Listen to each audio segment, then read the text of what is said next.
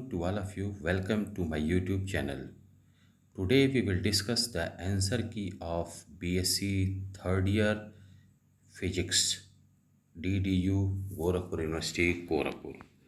आज हम दीनदयाल उपाध्याय गोरखपुर विश्वविद्यालय में BSc third year physics subject की जो परीक्षा हुई है दिनांक 2/8/2021 को, उसके एमसीक्यूज़ को डिस्कस करेंगे। ये एमसीक्यू पूरे के पूरे 75 आपको मिले थे देखने को, और इनको हम दो पार्ट में आपसे डिस्कस करेंगे। पहले पार्ट में हम mathematical physics and classical mechanics के साथ ही साथ क्वांटम मैकेनिक्स को डिस्कस करेंगे, और दूसरे पार्ट में हम statistical mechanics and modern physics के साथ एटॉमिक एंड मॉलिक्यूलर स्पेक्ट्रा को डिस्कस करेंगे।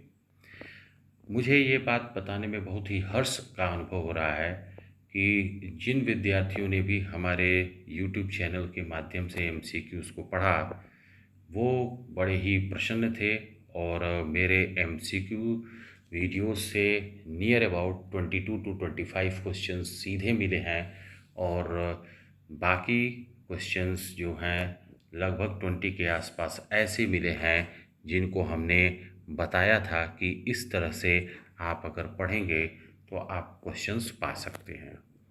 तो चलिए, ये आपको बताने में मुझे बड़ा ही आनंद का अनुभव हो रहा है, और मेरे विद्यार्थी काफ़ी प्रसन्न थे। उनके फ़ोन और मैसेज के माध्यम से उन्होंने अपना धन्यवाद ज्ञापन किया, जिनके लिए मैं उनका तहे दिल से आभारी हूँ, और जो भी मेरी क्षमता है मैं उस क्षमता के अनुसार आपकी मदद जारी रखूँगा। तो question number 1, the transformation equation of cylindrical coordinate system are. Question number 1 का करेक्ट ऑप्शन है option A, x is equal to r cos phi, y is equal to r sine phi, z is equal to z. अगर आपने कल मेरे YouTube video को देखा होगा, mathematical physics के लास्ट मोमेंट पर जो वीडियो मैंने अपलोड किया था, तो मैंने सिलिंड्रिकल कोऑर्डिनेट के लिए ये पूछा था, और साथ ही साथ मैंने कहा था कि यहाँ से निश्चित तौर पर क्वेश्चन बनेंगे। Question number 2, scale factors for spherical coordinate system are. तो क्वेश्चन नंबर 2 का करेक्ट ऑप्शन है option B. Question number 3, the value of curl gradient phi is.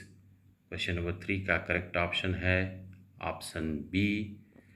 Question number 4, the value of divergence bracket में curl vector A is, मतलब divergence of curl A is आपसे पूछा गया question number 4 में, जिसका correct option है option C. Question number 5, question number 5 में आपसे कहा गया the Legendre differential equation is. मैंने कहा था आपको लेगोरी, लीजेंड्रे, बेशेल्स, इनको जरूर स्टैंडर्ड डिफरेंशियल इक्वेशन को याद रखिएगा, ये सीधे आपसे पूछे जाएंगे। देखिए आपके सामने क्वेश्चन नंबर 5 में आ भी चुका है। क्वेश्चन नंबर 5 का करेक्ट ऑप्शन है option B. Question number 6, the value of P0x is. अगर आपको कल याद आ रहा हो तो मैंने इस पर कई सवाल पूछे थे। P0x, PNX का फार्मूला बताते हुए, HNX का भी फार्मूला बताते हुए, और मैंने कहा था कि श्योर है इस तरह के क्वेश्चन आपको एग्जामिनेशन में दिखाई देंगे। तो क्वेश्चन नंबर 6 का करेक्ट ऑप्शन है option C. Question number 7, the value of L1x is. Question number 7 का करेक्ट ऑप्शन है option D. Okay, option D. Question number 8, the function e⁻² minus t square is the generating function of. Question number 8 का correct option है option B, Hermite's function. Question number 9, the differential equation x y double dot plus 1 minus x y dash plus NY is equal to 0 is. Question number 9 का correct option है option B, Laguerre's differential equation. अगर आप देखें तो तीनों पर सवाल आपको मिल गए हैं। मैंने स्पेशल फंक्शंस का आपसे कल रात में नाम लिया था। The condition of holonomic constants is. आपको नॉन होलोनॉमिक, होलोनॉमिक पर भी मैंने कल आपसे चर्चा की थी क्लासिकल मैकेनिक्स में, आप देख सकते हैं आ चुका है। क्वेश्चन नंबर 10 का करेक्ट ऑप्शन है option D. Question number 11, the equation known as D dash d'Alembert, sorry वो वहाँ आपका डी अलग हो गया। The equation known as d'Alembert principle is, मैंने कल भी इसका भी नाम लिया था और मैंने कहा था कि ज़रूर आप देखें। तो क्वेश्चन नंबर 11 का करेक्ट ऑप्शन है option A. Question number 12, the Lagrange equation for the conservative system is, conservative system के लिए Lagrange इक्वेशन क्या होगा? क्वेश्चन नंबर 12 का करेक्ट ऑप्शन है option C, d by d t del L upon del q i dot minus del L upon del q i is equal to 0। Question number 13, orthogonality condition of Hermite polynomial is integral minus infinity to plus infinity e to the power x square h n x h m x is equal to 0। The equation is true only when, M और N के बीच का relation आपको बताना है। Question number 13 का correct option है m is not equal to n. Question number 14, a particle bounded to move on the inner surface of a parabolic revolution has degree of freedom. Question number 14 का correct option है option B 2। Question number 15, if a generalized coordinate has the dimension of momentum, the generalized velocity will have the dimension of, generalized velocity will have the dimension of। Question number 15 का correct option है option C force. Question number 16, the Poisson's bracket between theta and theta dot is। Question number 16 का correct option है option B, theta comma theta dot is equal to 1 upon m l square. Question number 17, the mathematical formula I is equal to integral t1 to t2 L t d is equal to extremum expresses. Question number 17 का correct option है option B, Hamilton's principle. Question number 18, the Lagrangian of the system is L is equal to 1 upon 2 m bracket x dot square plus y dot square plus z dot square bracket बंद minus M G Y. अगर आपको याद आ रहा हो तो कल मैंने बताया था Lagrange L is equal to T minus V होता है। देखिए वहाँ से साइक्लिक कोऑर्डिनेट की बात पूछी जा चुकी है। The cyclic coordinates are, I think exact equation ही शायद मैंने ये भी लिया था। क्वेश्चन नंबर 18 का करेक्ट ऑप्शन है option A X and Z. Question number 19, the minimum energy required to remove an electron is called. तो what is the minimum amount of energy required to remove an electron from the metallic surface. तो आपको मैंने कल इसको बताया था और कहा था वर्क फंक्शन, अगर आपको याद आ रहा हो फोटो इलेक्ट्रिक इफेक्ट पर मैंने ये आपसे चर्चा की थी। तो वर्क फंक्शन क्वेश्चन नंबर 19 का करेक्ट ऑप्शन है option C. Question number 20, the photo electric emission be explained by the wave nature of light, particle nature of light, dual nature of light, none of these. तो light को फोटानों के group मानते हुए हमने explain किया था फोटो इलेक्ट्रिक इफेक्ट को, that is option B is correct, particle nature of light. अगर आप देखेंगे तो कल क्वांटम मैकेनिक्स का मैंने जो वीडियो अपलोड किया था उसमें एग्जैक्टली यही प्रॉब्लम थी। Question number 21, when momentum is double what effect is seen in D Broglie wavelength of an electron. अगर आपको मेरी बात याद आ रही हो तो इस तरह के भी वीडियो को मैंने अपलोड किया था क्वेश्चन को। तो लेमडा इज इक्वल टू आपको मालूम है एच अपॉन पी होता है और क्वेश्चन ने कहा है कि when momentum is doubled, momentum को अगर डबल कर दिया जाए तो डी ब्रॉगली वेवलेंथ पर क्या प्रभाव पड़ेगा। तो मोमेंटम को पी से बढ़ा करके अगर 2p कर दे तो आप पाएंगे lambda is equal to H upon 2p, that is wavelength क्या हो जाएगा, घट करके आधा हो जाएगा बाय द फैक्टर। ओके, तो क्वेश्चन नंबर 21 का करेक्ट ऑप्शन है option A, the wavelength decreases by a factor of 2। Question number 22, question number 22 क्या कह रहा है, which theory is confirmed by the Davisson Germer experiment. Davisson Germer experiment की मदद से कौन सी थियरी कंफर्म की गई थी? तो आपको अच्छे से मालूम होना चाहिए, डी ब्रॉगली हाइपोथेसिस। तो क्वेश्चन नंबर 22 का करेक्ट ऑप्शन है option A. Question number 23, which of the following is not a characteristic of wave function? Wave function की कौन कैरेक्टरिस्टिक नहीं है? कंटिन्यूअस होना चाहिए, सिंगल वैल्यूड होना चाहिए, फाइनाइट होना चाहिए, फिजिकल सिग्निफिकेंस। तो एग्जैक्टली क्वेश्चन नंबर 23 का जो करेक्ट ऑप्शन है वो है ऑप्शन डी। फिजिकल सिग्निफिकेंस जो है वह वेव फंक्शन की कैरेक्टरिस्टिक नहीं है। Question number 24. The maximum probability of finding the particle in a region can be. Question number 24 का करेक्ट ऑप्शन है ऑप्शन बी 1, क्योंकि ऊपर आप देखेंगे एक वर्ड लिखा हुआ है द मैक्सिमम प्रोबेबिलिटी, और आपको मालूम है मैक्सिमम प्रोबेबिलिटी क्या होती है? 1 होती है। Question number 25. The continuity relation is del by del t psi into psi star plus divergence of vector j is equal to 0. Here j is given as होना चाहिए इज लिखा हुआ है। तो क्वेश्चन नंबर 25 का करेक्ट ऑप्शन है option D. Next question number 26, if p cap x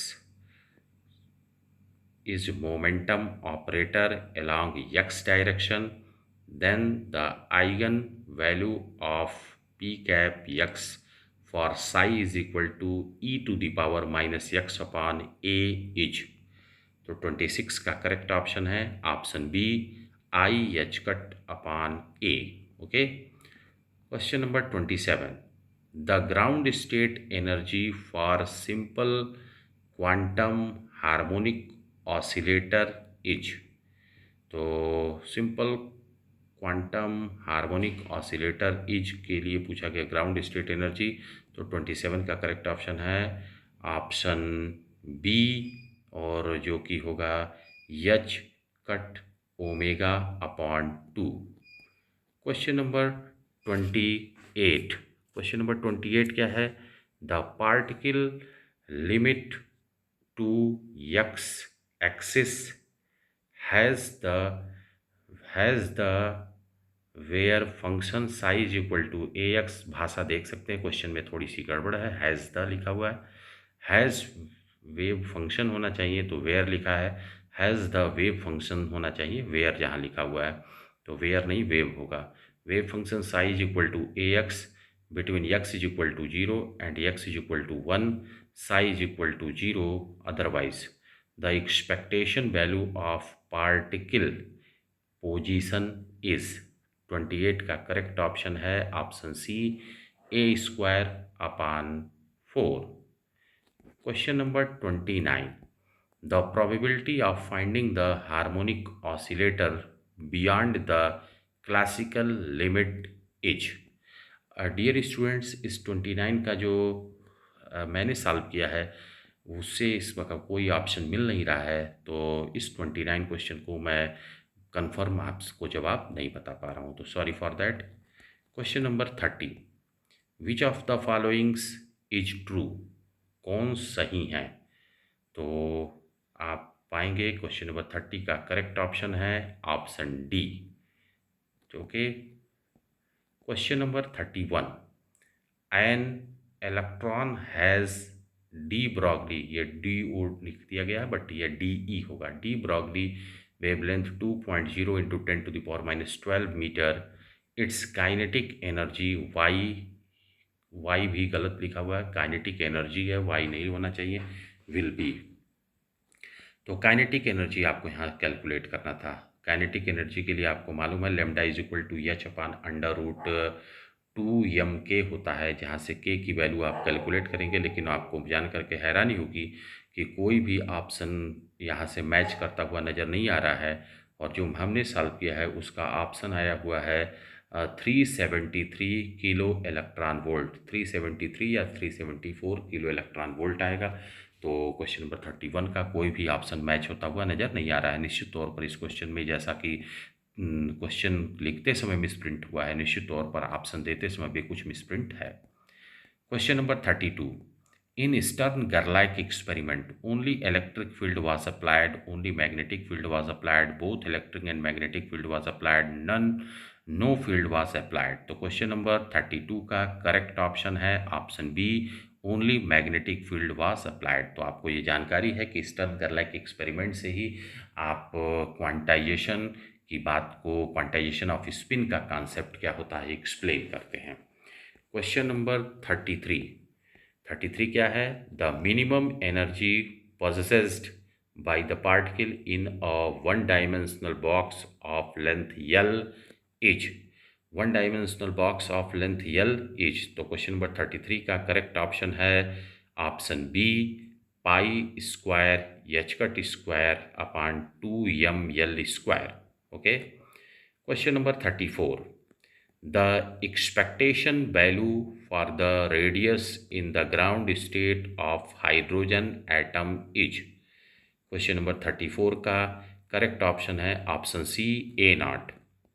question number 35, the eigen values of a parity operator are, parity operator are. तो question number 35 का करेक्ट ऑप्शन है option B, 1, -1।